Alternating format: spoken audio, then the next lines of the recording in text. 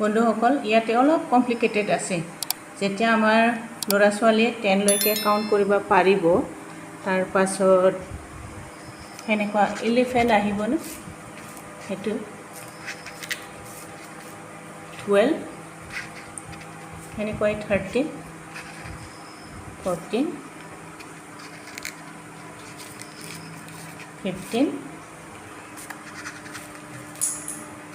16 17 18 19 এবাৰ 20 হ'ব লাগা হলে এইটো আমি গুছাব লাগিব তাৰ পাছত এই 2 টো সময় দিব লাগিব এইটো কাৰণে মই এক্সিস 2 লিখি ৰাখিছো নহলে এইটো কমপ্লিকেটেড হয়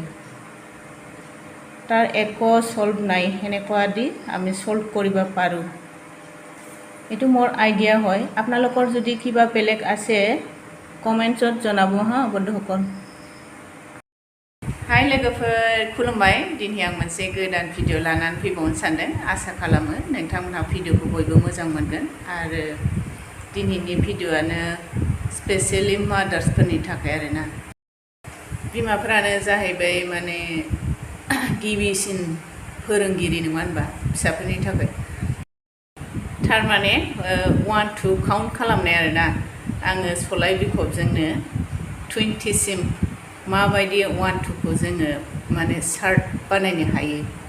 बेनि सोमोन्दै आरोना स' नोंथांमोनहा नायलांबानो जाबाय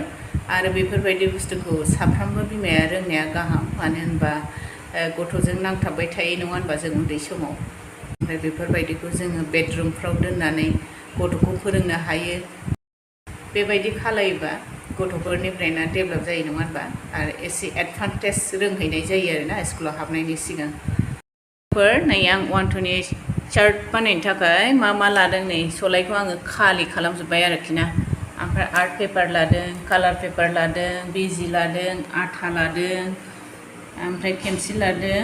आरो स्केच पेन लादों आरो स्केल लादों स' आराम्भ खालायनोसै आं नै सलायखौ खाथिखौ बख'जोब्बाय ओमफ्राय बेबायदि बबाय बेखौ एबार आङो नै आथाजों नेरि सिथामसै दे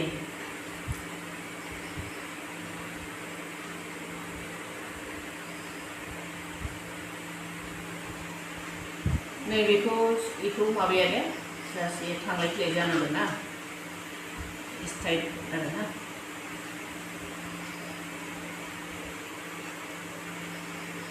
बेबायदिनो आङो गासिबो सलायखौ बिदि सिथाबनानै लाजोबसै सिरियालनो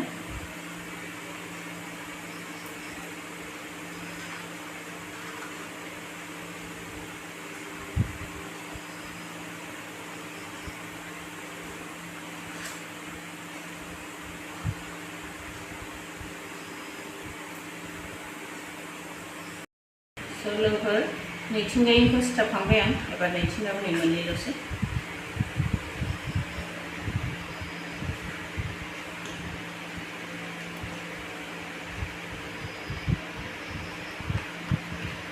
लास्ट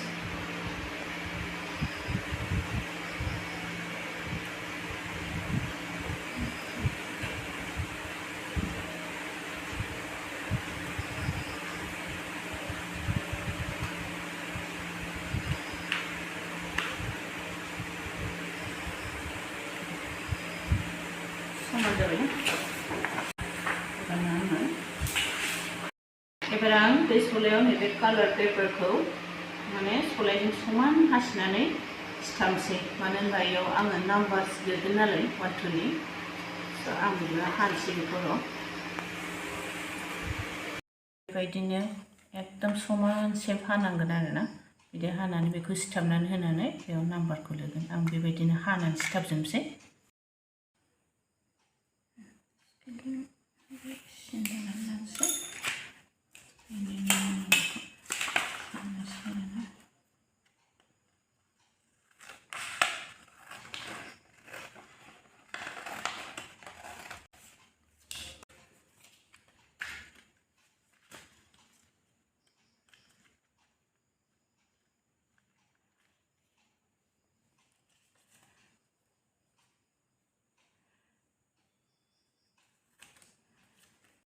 हानानै सलाया सिथाबजोबखाबाय आरोना एबारना आङो नै ओरै लाइनाव बेसेबां थायो 5था नङा होमबा 1 2 3 4 5 1 2 3 4 5 स' आं बेखायनो येल्ल'खौ 5था ओमफ्राय नैखौ ग्रिनखौ 5था हाखाबाय आरोना एबार आं बेखौ नेरि सिबदोनसै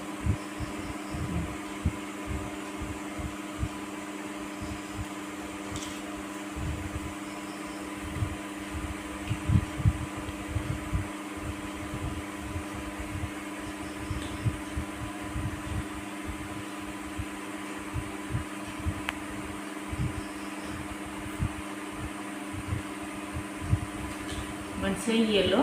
मोनसे ग्रीन बारख' होनोसै आं गथ'फोरखौ आकर्षित खालामनो हानाय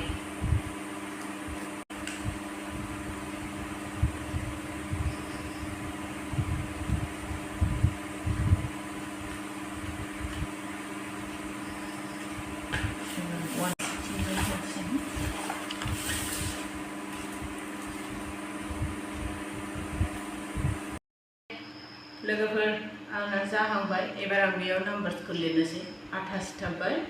आरो कालार पेपारखौबो सिथाबखांबाय एबार आं बेयाव 1 2 डिजिटखौ लिरनोसै स' लोगोफोर दाना माने आङो बेयाव 1 लिरनोसै आरोना पेन्सिलजों एसे स्लाइड बोगोन आं मानो होनबा एसे हेन्ड राइटिंआबो मोजां जानांगोन ना ओमफ्राय डाइरेक्ट स्केचजों लिरबा बारा साइज फैया बेखायनो आङो बेखौ जास्ट पेन्सिलजों एसे ट्राइ नायग्रोदों दै लोगोफोर आंना हेन्ड राइटिंआबो डक्टरफोरनि बायदिसो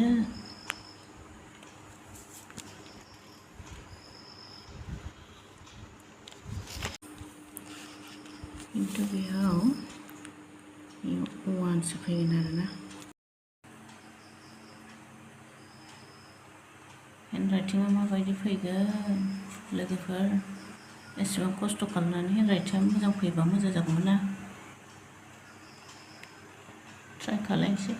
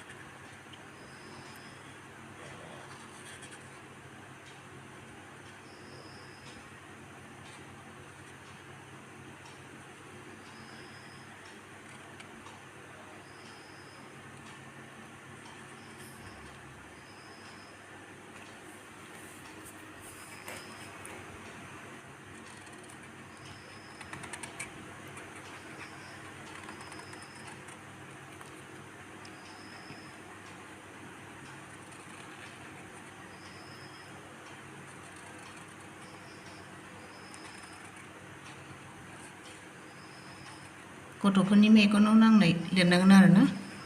मानो होनबा सिनायनो हानांगोन ना 3नि शेपआ माबायदि लोगोफोर हेन्ड राइटिंआ माबायदि जाखो ना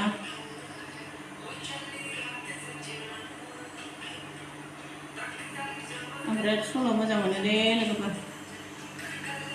सोब लेंगुवेजनि सल'खौ मोजां मोनो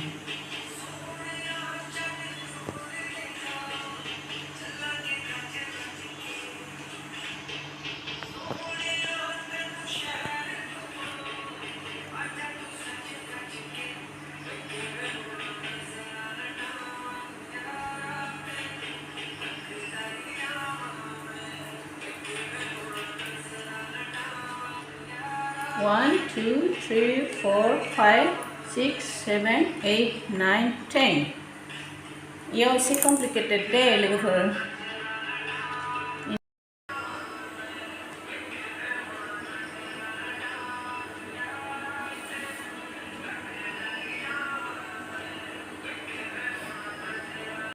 स' लोगोफोर नै जाहांबाय एसे खामानि दंबावो ओमफ्राय नै बेयो 1 2 3 4 5 6 7 8 9 10 ओमफ्राय जेलानाखि गथ'फ्रा 1 to 10 सिम हाबाय अब्ला 11 फोरोंबा मा खालामनांगोन जोङो नैखौ नै 11 बेबायदिनो ओरै नारखोहरबानो नै 12 13 14 15 16 17 18 19 नै बेयाव लोगोफोर एसे कमप्लिकेटेड ना मानो होनबा बेनि सलुशनखौ नोंसोर हागोन नामा हायोबा अन्नानै कमेन्ट्सआव खिन्था बेनि सलुशना जेब्ला गथ'आ अलरेडि 10 सिम फरायनो हागोन अब्ला आं बेखौ बख'नानै नैबेखौ होगोन आरोना जास्ट नै नायनो हागोन बेखौ होयोबा मा जाबाय 20 बेनि सलुशना एक्सट्रा माबा सलुशन दंबा अन्नानै खिन्थाहरदो खिन्थु आंनि सलुशना बे आरो नै लोगोफोर स्कुलाव थांनो ओंखारदोंना सर्व शिक्षा अभियानाव बेफोरबायदि पिक्चाराबो गासिबो खोथा बुंजोबो नङा होनबा नै आं बेखौ आथाजों सिथाबजोबसै दे लोगोफोर जास्ट आं बहायग्रोदों एबार आथा सिथाबसै स' लोगोफोर नै बेनो आंनि फाइनाल लुकआ दिनैनिया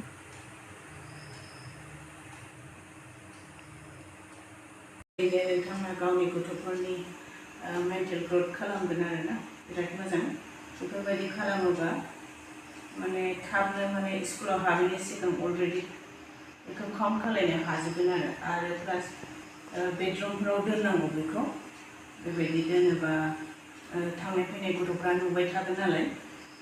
स' दिनैनि भिडिअ'आ बेखिनियावनो प्लिज अन्नानै लाइक शेयार एन्ड साबस्क्राइब खालामनांगौ आरो लोगोसे खाथिनि बेलाइकनखौबो थुनानै होदो जेब्लानाखि आं गोदान भिडिअ' आपल'ड खालामगोन अब्ला नोंथांमोनाव नटिफिकेसना सहैगोन स' थेंक इउ स' माच